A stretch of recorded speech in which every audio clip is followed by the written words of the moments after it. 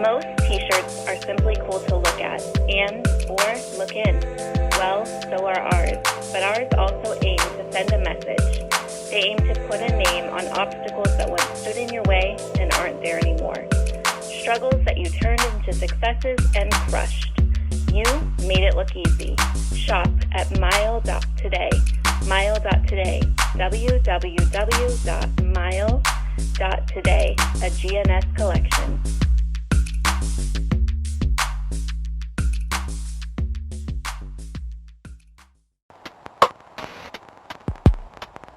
You're listening to the E.I.T.H.R podcast with your host, D.Cal.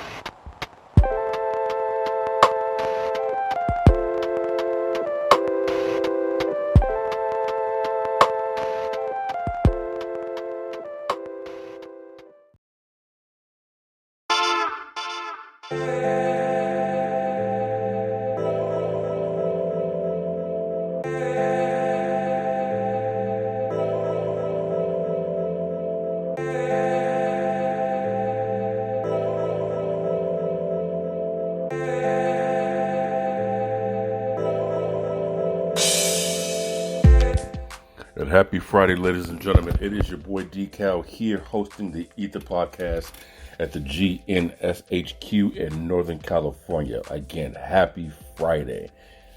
Another week about to be in the books, man. Congratulations on making it this far. It's been a hell of a month this week, but hey, we made it through it. So I want to go ahead and thank everyone for tuning in this Friday afternoon. I understand that the weather is really, really nice outside. That's supposed to change this weekend. It's supposed to rain tomorrow, depending on where you at in Northern California and anywhere in the country. I hope your weather is going to be splendid this weekend. Time to get outside, right? Because spring is almost done, and we're almost to summer. You can't really tell from the weather, but here we are. So, to those who are new to the E.I.T.H.R podcast, it stands for the elephant in the room. We're to talk about different topics and things that's going on in the world, and we try to come at it from a very non-biased perspective, whether you are left, whether you are right, whether you're Crip, whether you're blood, whether you're blue, red, it doesn't really matter.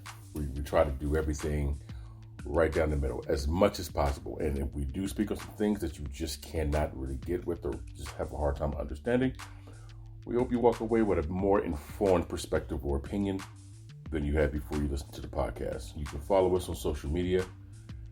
Instagram and Twitter is going to be the same. It's the E.I.T.H.R, T-H-E-E-I-T-H-R. On TikTok, you can follow us for the parent company, which is under the GNS Inc. T-H-E.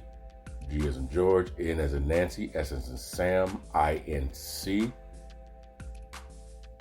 you can also download the Spreaker app, S-P-R-E-A-K-E-R. Create your profile, man, and holler at me. You can go ahead and chat with me while I'm doing a live podcast, or you can even send us messages when the podcast is over with. And I can still chit chat.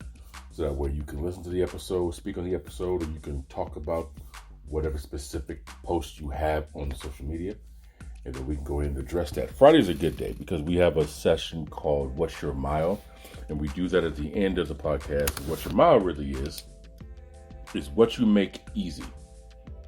What is something that you're going to make look easy? What is something that is very difficult that you really have a hard time with, but you're going to set your mind to accomplishing that goal? And everyone knows that every hill winds up being a speed bump once you pass it. Everything that's difficult becomes easy once you do it. It's just the doing it part that gets really frustrating. So we do that every single Friday, so that way you kind of go into the weekend with a little bit of momentum and you start your next week off with a goal already in mind.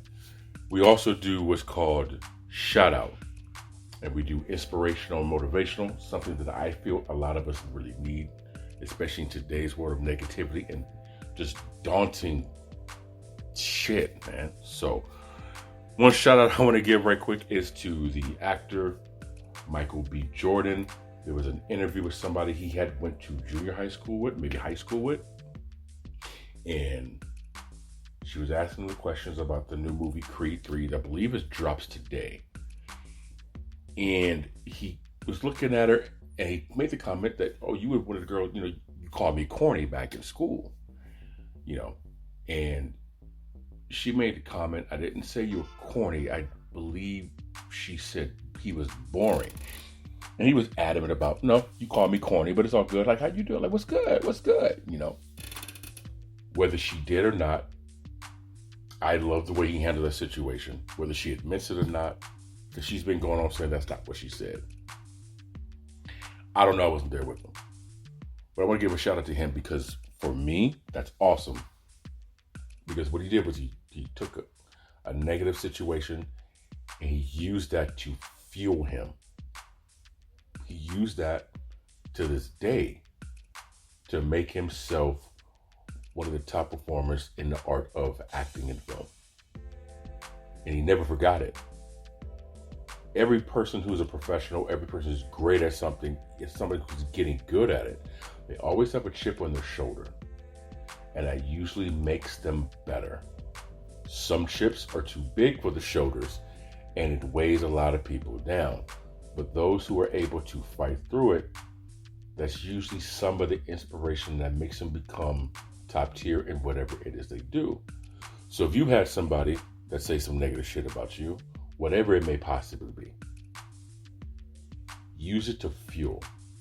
The best revenge you can get on somebody is success. Now, I'm not saying if somebody says something that you don't like and it's valid, okay, that's a little bit of a different, that's truth. But if someone has an opinion about something that you're really busting your ass on, and they're, especially somebody who's not doing anything to better him or herself, use that to show them. Because I guarantee you, when they pay to go see that event and you happen to be on stage, they're going to remember what they say or claim they didn't say. So I want to give a shout out to him. Inspirational motivation we're going to do real quickly. It's a post that we put on the social media and it says, stop expecting. Hold on, I'm going to go to it right quick. Just passed it. Stop expecting loyalty from people who can't even give you honesty. That's true. There's a lot of people who are listening to this podcast, and there's more people going to listen to it in the future. When you give someone loyalty and they can't even be truthful to you, it's a very frustrating emotion because you feel as if you want to continue being a good-hearted person that you are, but you are tired of being taken advantage of. Hey, listen, it's cool to be the player, but it sucks to be the played. You just got to know what time it is the game starts and what time that game needs to end. Simple as that. Okay? That's a metaphor for all of you people who take shit literally in today's world. So, those who can't even get honesty, stop giving your loyalty. Pay attention to the 2 to 3 who are honest with you and be loyal to them versus the 20 or 30 who waste your fucking time. It's a life lesson. But every day is a new day to start over from scratch. We better get into this podcast right after this word from our sponsor. Be right back. You know, there's nothing more sexier than a person who is confident. Especially confident without having to say it. You can just tell. How they walk, how they talk, even how they casually dress. T-shirt and jeans. Yeah, see, to me, that's confident while comfy. Jot this down and check these out. Go online to M.I.L.E. Again, that's M.I.L.E. M.I.L.E. A GNS collection.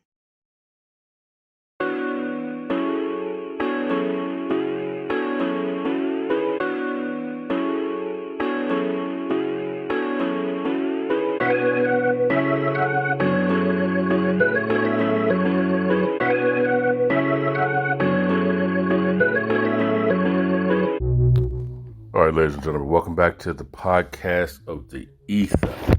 So, one of the things I want to get into, I'm going to start this off right now. I'm all 100% for people making their money. I am. Get your money. As long as you aren't doing anything that's harming or hurting anybody as best as you can, you're good to go. But we have an issue in today's society where I think too many people are trying to outdo one another when it comes to expectations of money, what you should make, what you should do, and what you should be like. Here's my point. We put so much emphasis on income that we truly forget what's the outcome that we're looking for. Now, as a male, growing up in the East Bay area, money was one of those things where you did this, in the movie Scarface, right? You get the money, you get the power, and then you get the women, right? Because when you get the money, there's some power that comes with it because you have the money to come with it. And it's going to attract people that normally would not have found you attractive to begin with. You kind of get lost in the shuffle with anybody else. When it comes to a man making money, I feel personally, and you guys are more than welcome to chat in and chime in at the either on Spreaker or the Instagram or Twitter account, where certain people, men are loved, according to Chris Rock, men are loved with the conditions that they can provide and protect, right? Our income is partially judged on whether we are attractive enough for somebody. Granted, you need money to live, you need money to survive. That is true. The more money you have, the better the chances of you living a better life, better neighborhood, better transportation, better education, better opportunities to travel around the world. I get it. But if you notice, there's a lot of celebrities with a shit ton of money that are fucking miserable. Right. Now, entertainment is only going to put so much out there for us to see because they don't want to taint the image of you striving for stardom. But from the people who I know of, there's a lot of stuff that goes on behind the cameras that the public does not see nor know about unless it gets leaked. Because there's so many different expectations that you have to meet to to upkeep that status, to upkeep that success, right? There's a lot of pressure that comes on that too. So musicians who travel 5 countries, 17 cities, 13 shows in 10 days, right? You get tired because each show you have to put out the same energy, if not more. Otherwise, your fan base is going to be extremely disappointed. But there's a price that comes with that. Personally, that's the reason why I stopped judging a lot of artists once I understood or had a better understanding of what they have to do to maintain energy, how much rest they do not get. Now, granted, they get the money, but the quality of life in exchange is very demanding. Same when it comes to athletes. Hell, same when it comes to top executives and high position managers and supervisors at your job. Now, of course, there's going to be jobs and supervisors and managers who don't fall into that category, but if you're not a manager or a supervisor, you don't understand the behind the scenes paperwork, the pressures that they're getting from higher ups, right? So I'm all for making you money, but you have to also not be judgmental on what a person does to maintain that money. Now, here's a flip side to that coin. This is kind of where the discussion goes, and the hypocrisy, some could say, will fall into place. I'm all for models, OnlyFans, whatever you got to do to earn your money. Listen, me personally, I learned this when I was a teenager. What's the difference between a prostitute and a call girl? Here's the difference. $10.99. Taxes. That's it. One has the understanding of the outcome at the end of the day. The others understand that there's a possibility with the potential that this could possibly happen, maybe. Hint, hint, wink, wink, nudge, nudge. I don't judge you, ladies. I don't judge anybody because I understand. Here's where my frustration comes in, I believe. A person can judge you based on the amount of money that you make, while at the same time want them to lead said household.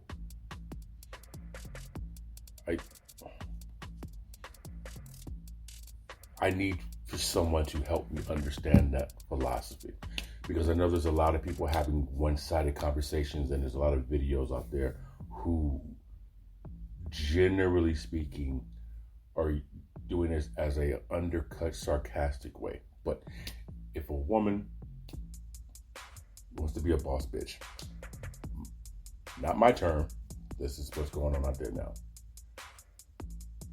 and you want a man to earn this, that, and the other. He has to be this height, he has to be this weight, he has to be in this tax bracket. Okay. Someone once made a very good point. If you're looking for a man who is going to, like a better term, supersede what status you currently have, then he is also not going to be in a position psychologically to allow you to call the shots. You can't eat junk food and lose weight at the same time. It does not necessarily work. And if it does work, what quality are you going to see that particular man in your relationship? Are you going to see him as the alpha? Or are you the alpha?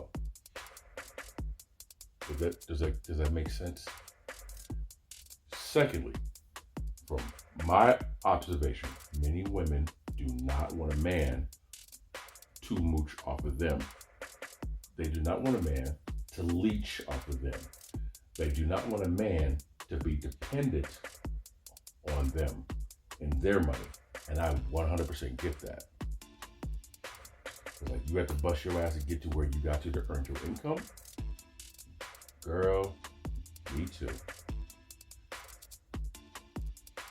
But why is it you can do those things while he goes and makes the money, and you still call yourself a boss bitch? Again, not my praise. It's just what's being said nowadays, right? There's a lot of people, a lot of women who have this mindset, this belief. Again, he works, he's got to be 6'4", 6'5". He's got to be 240 pounds. He's got to be fit. He's got to drive this E-Class. He has to live with a 2-story gated. He has to make at least 7 figures annually. Okay. And a lot of them understand the fantasy of that, but they don't understand the reality that comes with that, which is, if you have a person that does all those things, there's a great chance he's not going to be home because he's working. So you're going to miss the camaraderie of having your companion there. And every person sits back and say, "Oh, I can do that. I ain't tripping. They just give me the card. I'll make myself happy." My thing is this. The great Dr. Dre had been married for 20 years, and he filed for a divorce. You were married to Andre Young, who was one of the greatest producers of our time, if not ever, who in Los Angeles, of all places, and you wanted to get away from him, probably because of his workload and his work ethic. He probably spent more time in the studio than he spent time in the house. There's a trade-off. But in addition, these same people, these same women, if they were making the 7 figures with the E-Class and the 2-story gated house, they would be damned if they had a man spend their money at home. He needs to go up and get his own. So where is the double standard? Why is there a double standard? How can he be able to do so you can, but he can't do while you making yours? I don't, not only that, but for the women who do allow their husbands, do allow their boyfriends, their significant others to stay at home while they are the quote unquote breadwinner. Do you do the alpha role? Is that something that you expect to happen? Is that something that you even think about? Do you compromise? You take care of this, I take care of that. How does that work in your relationship when it comes to the money situation? I don't like the double standard, because there's a lot of people out there making $30,000, $40,000, $50,000 a year, great money, and they're being judged as bums, and they're being judged as worthless, and they're being judged as men who ain't shit, and they're being judged as you can't satisfy me.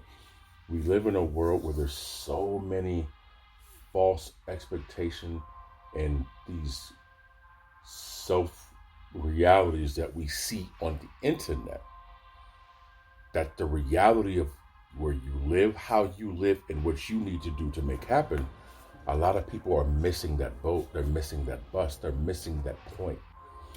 And it's making them miserable. So I'm just curious to know, why is there a double standard? Should there be a double standard? And what's the solution to that particular issue? That's it. Next thing I want to bring up on that.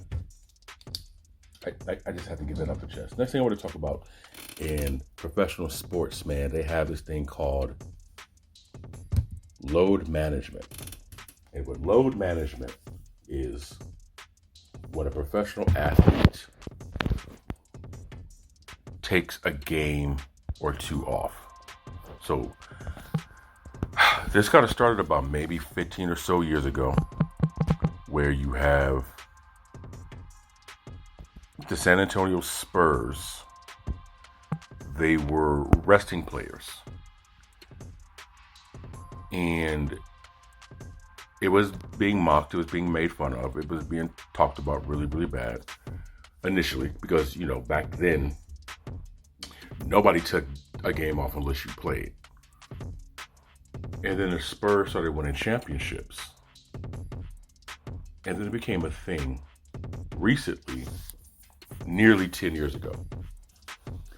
There was a post that I saw Michael Jordan says at his, I don't remember the event that he was at, but it spoke about how in 20 years, this is Michael Jordan speaking then, in 20 years, no one's going to play a full season, or no one's going to play a game with a sore ankle anymore. Because growing up in the 80s and the 90s, watching the NBA, for example, National Basketball Association, when watching the NBA, most of the players, they played sprained ankles, sprained wrists, sprained elbows. Hell, in the 80s, I'm not joking, there was a man who, I don't remember his name to save my life. This man played with a broken neck. He played basketball in the NBA with a broken neck. Come on, bro. And somebody's sitting out because I got poked in the eye. Listen, if anyone who's listening to this and you know basketball, leave that man alone in Los Angeles, because I know you guys are going to call, that's the first person you thought about. But in today's game, it's different than what it was back then. It's completely different than what it was back then. I think the rules and the style of the game would not have allowed players to do load management then. But is it good for the game? Is it good for the game? Right? Kobe Bryant once said he can't afford to take a game off because what if there's a kid, what if there's a fan who saved up all their money to watch me play one time and I don't show? I can't do that to that fan. So he has to play for the fan. Well, the San Antonio Spurs were a team who, I mean, when Manu Ginobili, Tony Parker, you had the great Mr. Fundamental, Tim Duncan, you had Ariza, you had Denny Green. You knew they were going to the playoffs. You knew. The Spurs, what the Golden State Warriors are now, the San Antonio Spurs were in the early mid-2000s, but defensively, where the Warriors today is more offensively. The Spurs were a very exciting, boring team. And you have to watch their games to understand what that means. They were a very exciting boring, or they were very boring exciting, because a lot of their scores were 97 to 84. But their defense was so suffocating that it made the games interesting. It just wasn't high scoring as today's world with the very low attention span. But the Spurs, you knew, were a lock to get into the playoffs. So the theory, I believe, back then was, why play you in, no disrespect, a meaningless game against the Cavaliers, or at that time, the Cavaliers, or at that time, the Bucks, or at that time, whomever was just not productive. We're going to rest you guys against this team. Okay, we're on a 6-game road trip. We're going to rest you for at least 3 of them to preserve your bodies for the playoffs, because they knew they were going to the playoffs. They knew. So professional sports happens to be a copycat, right? Whatever works one year, you're going to see a bunch of teams doing it the next season. The NFL is huge on copycat. So today you get load management. They came up with the term load management. But is it hurting because you have these players who are now in, let's say, college, who are load managing in college? So now it's trickling down to in high school, where I think it's going to trickle down in high school more so, because now you have players' bodies who are not being pushed like they were 15, 20 years ago. Think of it as conditioning yourself. And Paul George, who now plays for the L.A. Clippers, he says, when I first came into the league, you had your double days. You had your back-to-back days of grueling, punishing practice. Then you may have a day off, and then you had the game. But what that did was it conditioned your body. It calloused your body, because that season is really long. So at the end of the season, you were conditioned to go into the playoffs. He feels in today's world, today's NBA game, because of load management and because of the light practices and because of the non-emphasis on defense, players are getting injured at a higher clip. There's more injuries happening. Because why? The body isn't conditioned like it used to anymore. I liken it to a boxer. I don't think this is ever going to happen in boxing, but follow the analogy. I think what load management is to sports is what this would be to boxing. is instead of sparring in the gym during your training for a fight, everything is in the air. Instead of you sparring on a body with equipment, you're now doing what we call a walkthrough, where everything is slow motion. And you now do work on a bag, punching bag, speed bag, hand pads. But you don't get any body work in.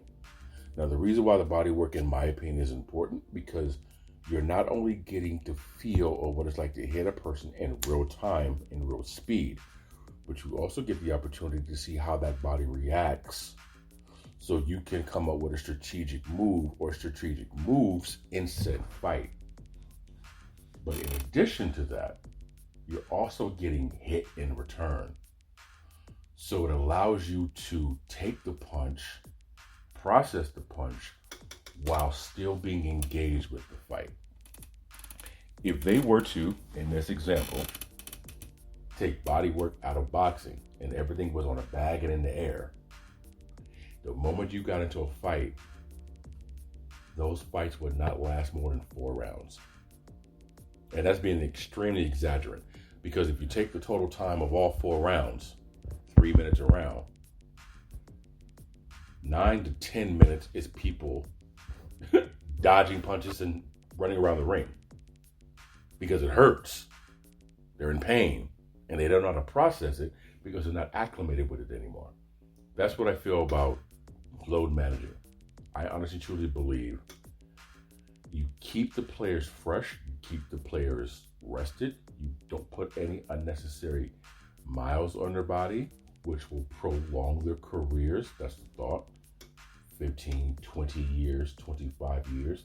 So they're longer lasting, especially if they're not staying in college. But the flip side of that reality is, like I said, if these bodies are not getting the proper conditioning for game situations in real time, they're going to break down more so than they would have if you just let them practice intensely for 45 minutes, 3 days a week, 4 days a week. But you also have to look at it too, ladies and gentlemen, in my opinion, there's a lot of money being invested. So a lot of these team owners, if you will, I feel, are being very, very particular and safe with their investment. Because in the NBA, for example, these players are guaranteed all their money. The National Football League is the only one where if a player gets hurt, if a player gets injured, if his career ends, you don't get all your guaranteed income. You don't get all your guaranteed contract money. The only money you get to you is what was guaranteed to you. Everything else was, I guess you can say, incentive-based. Huge difference. Huge difference. So, what do you guys feel about that load management idea? Do you think it's good? Do you think it's bad? Do you think, how would you fix it? Do you think it needs to be fixed? How do you feel like it needs to be addressed, if at all? Or do you even really give a shit about the load management? As a fan, I don't like it. I understand it, but I don't like it because it makes me feel as if we're being cheated out. But I do understand why the players are doing it. So, what I'm going to talk about right now, third topic, before we get into our What's My Mouth segment, is we just, I don't want to say released, but we just put out a brand new branch of the GNS business. And what that is GNSE TV. What inspired this idea to finally come was we don't get to tell our own stories in television. Yes, we have film, but there are other aspects that we want to be able to dictate. And because there are corporate influences that want things to go status quo. They want things to go a certain way because it always has been, and I'm sure they probably look at numbers and statistics and charts and percentages and demographics and different type of what's the word I'm looking for? Different type of surveys that dictate what people want to see. And the biggest motivation for this idea was, I remember reading the article when Ice Cube and LL Cool J wanted to purchase their own network, and they were declined and they were denied. No, you can't have a TV network. And if I'm not mistaken, Oprah has a station, but it's one of those things where, and I could be 100% wrong, I have to double check on this. I don't believe she owns the station. It's like the station is hers, but she doesn't own the network that it's on. So I'm sure she has some influence on the programming, but for the most part, someone else dictates what. And I felt, personally for me, I'm tired of not having a voice about what we want to say. And as a man of color, whenever you look at the news, 8 times out of 10, there's always poor black communities talk about crime. Nice white communities happen to have this lemonade stand with Girl Scout cookies, and your first thing that you want to think about is, well, crime is crime. Who wants to do Girl Scout and lemonade stands in a high crime neighborhood? I think what people choose not to acknowledge is, even in the greatest neighborhoods, there's crime. Even in the poorest neighborhoods, there are safe areas. I feel the narrative is, we want this to look this way, and we want this to look that way. So it's perceived to keep people separate. And I have a friend who lived in Auburn, California, which is further up Highway 80. It's about maybe 45 minutes from Sacramento, to kind of give you guys an idea. And she was telling me how she couldn't wait to move back to the Bay Area. She couldn't wait to move back to Sebastopol. And I said, well, what's going on in Auburn? This, that, and the other, blah, blah, blah, blah. And she says, there's too many break-ins, people's mailboxes. And I said, really? And she was like, yeah. Not only that, according to her, but there's a ton of meth abuse and addiction and use up in that area. And I said, well, wait a minute. I mean, you kind of joke about it because of what the town may look like, or you kind of just perceive certain. I said, but why don't you hear about that? And there's another town going towards Lincoln, California. It's called, not Woodland, but gosh, I can't think of the name of the town. It's like right before Lincoln. And a buddy of mine, again, high drug area, high drug, high theft. So basically it's no different than what you would get in the hood, but it's not covered. It's not spoken about. So I think the issue is, it's not that I want more nice neighborhoods to get covered with all their dirt and bullshit. It's sometimes in the poor neighborhoods, there's more than good. But if you constantly show people negativity in your neighborhood, all you're going to think is this neighborhood is really, really bad. All you're going to think is this neighborhood is really, really poor. All you're going to believe is this neighborhood really, really ain't shit. So it almost cripples psychological warfare. You from even wanting to do anything positive in your neighborhood because you're afraid of everything that you saw being broadcasted about your neighborhood happening to your event. So when you live in a nice neighborhood and it's positivity, encouragement, this neighborhood's really nice. Okay? People have a sense of pride in that. And when they do an event, they dead all the negative stuff that happens. It gets attended to, it gets addressed almost immediately. Because why? Our neighborhood is really nice, it's really well kept, it's really manicured, it's really protected, and we want to keep it that way. Well, they're being told their neighborhood is that. They're being shown their neighborhood is that, so therefore they believe their neighborhood is that, which in high chances it is. But that nice neighborhood has crime.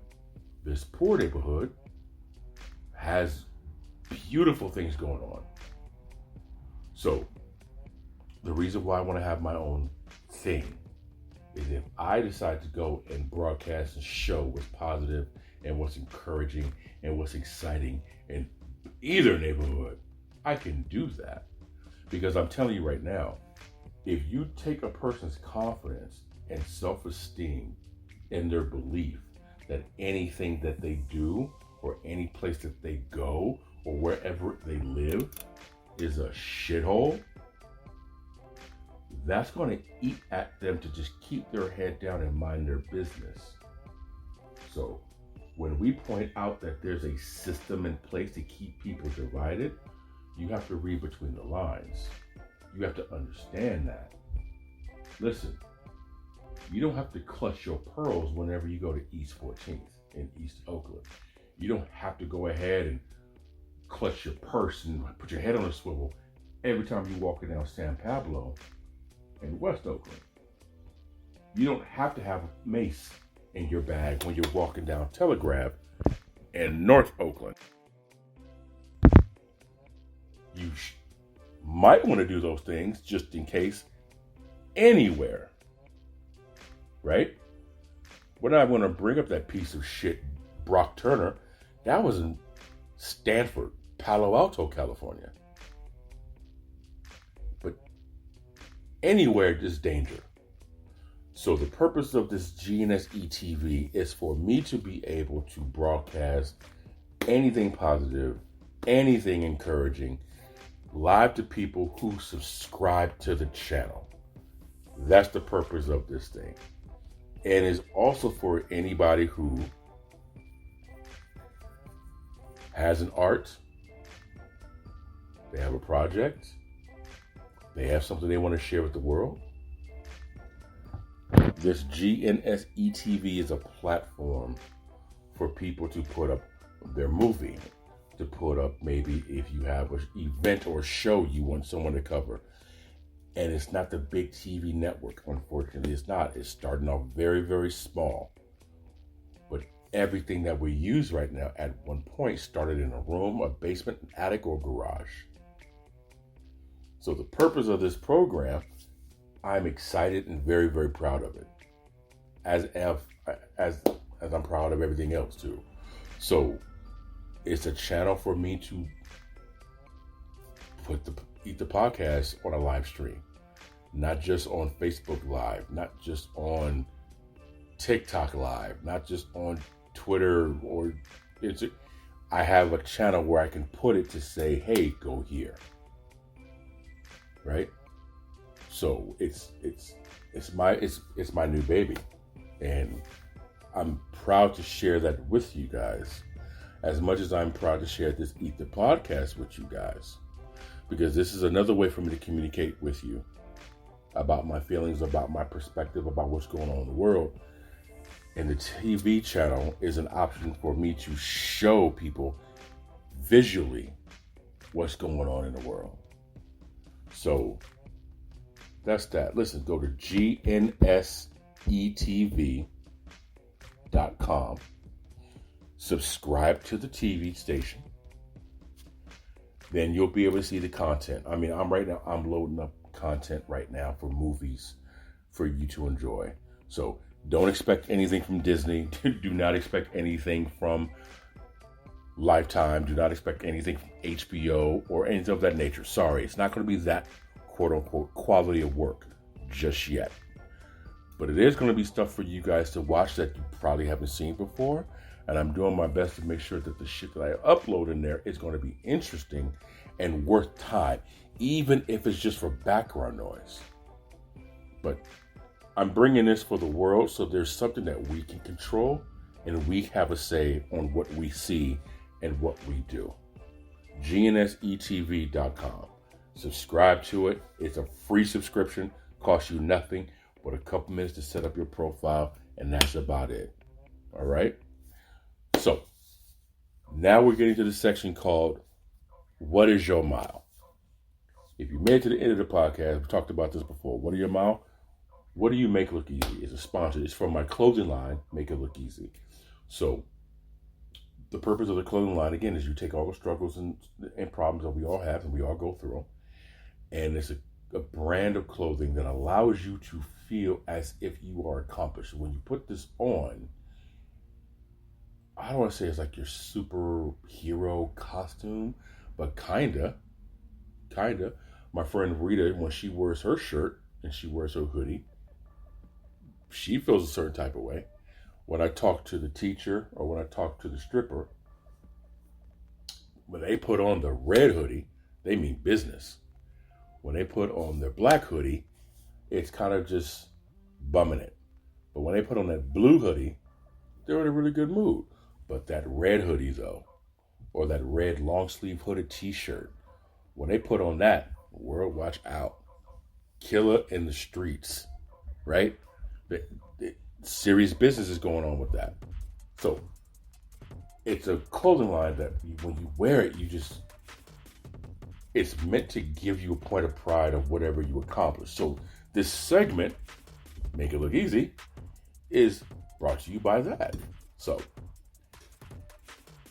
what I'm going to do to make it look easy, what I did last week was talk about more content. And I did do more content, but I was doing more content for the website, for the GNSETV channel. So moving forward, what I'm going to be doing now is setting up the studio. I'm going to start setting up the things so that way we can do more live. We can actually do streaming live of doing the podcast. We can do streaming live at game events within the neighborhood or anything of that nature. If someone has a skit or live TV, I know you got Facebook Live. I get that. But the beauty about GNSETV is going to be this. This is, in the next 30 days, I'm working on it. I'm also going to have this uploaded to Roku. So those who have a smart TV and have Roku on it, they'll have access to this TV channel. So the live event or whatever we got going on, if it's a game you want aired, or like I said, if you have a project that you want to perform or an open mic or something and you want to get access exposure to people who you do not have access to, that's what this is for. So we're going to be setting up the studio. That's what I'm going to be doing this week, is setting up the studio, because I really want to take this thing as serious as possible, because I think it is as serious as possible. So that's my goal. What is your mile? What do you guys have in store? What do you guys have planned? What do you want to do? Next week, hopefully if everything works out, I'm going to have the creator of Delivering with a Purpose. You can check her out on Instagram, which is delivering_with_a_purpose. And what she does is she goes around and do DoorDash deliveries. She's setting up an outlet now where she's going to do traveling throughout California, most likely Northern California, and give you tours of the city. So it's going to be tours like Sacramento, tours possibly of Humboldt County, while she is also doing DoorDash deliveries. So that's going to be a fun little project. So hopefully we get her to come in to do the podcast next week. You guys got to hear from the creator of that idea. And she has a following also on YouTube. So if you guys can follow her on YouTube, subscribe to her channel. If you can subscribe or follow her on Instagram, just say you heard it from the E.I.T.H.R podcast. She'll get a kick out of that. So that's pretty much all we got over here, man. Listen, I appreciate you guys for the time. It's Friday. It's beautiful weather. Go enjoy it as much as you can right now before Mother Nature decide, and she changed her mind because it's already cloudy outside. That is crazy. Anyway, again, thank you guys very much for listening to the E.I.T.H.R podcast. It really means a lot to me. We're creeping up on episode number 100 pretty soon. This is episode number 83. And damn. So I sincerely appreciate everyone from California to Nevada to New Mexico to Texas to Oklahoma to Oregon to Illinois to New York to Florida to Louisiana to Spain to Europe to New Zealand to Tokyo to Italy to Afghanistan. Yeah, seriously. To Canada. Yo, man, thank you very much. I'm going to keep this thing consistent. I'm going to keep this thing going. And I just want to take the time to say thank you guys again for that. So, Spreaker app, Spreaker. You can download the app. You can go to Spreaker.com. You create yourself a profile, and then you just look for the E.I.T.H.R podcast. You can go to Twitter. You can go to Instagram, the E.I.T.H.R. T-H-E-E-I-T-H-R. If you go to TikTok, just do the parent company, the GNSINC. Follow us there. And do me a favor. GNSETV. Create yourself an account. It's free subscription. You guys be good. Enjoy your weekend. Make sure you M.I.L.E this weekend. And we'll be back soon. You guys be out.